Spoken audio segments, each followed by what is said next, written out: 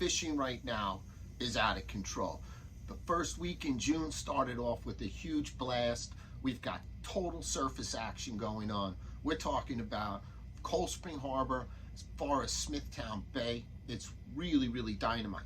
The surf bite, it's not as good as the boat bite, but it's happening. The trick is you really gotta go, you've gotta not be content with staying in your same spots. You have to look. And what this means is there's a lot of sight fishing.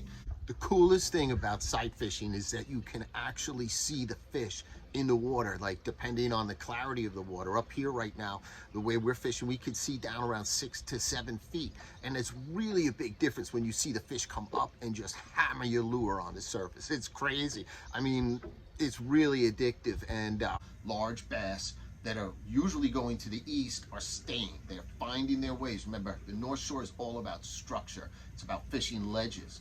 And these big fish, they're watching the ledges. And guess what? They're pushing up bait to the surface, and it's just, wow.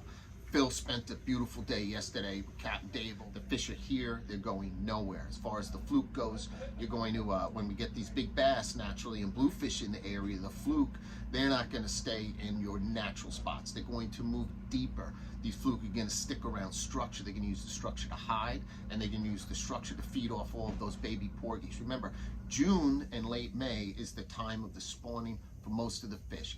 Whether it's a game fish, bait fish,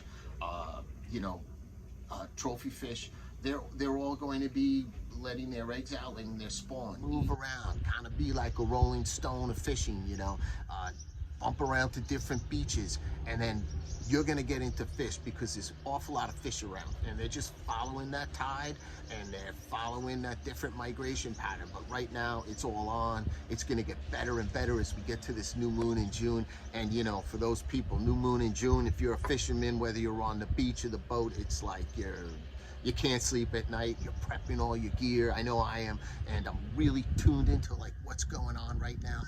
Fish gods are shining on us, and I hope they shine on you as well. Until next week, I bid you peace, tight lines.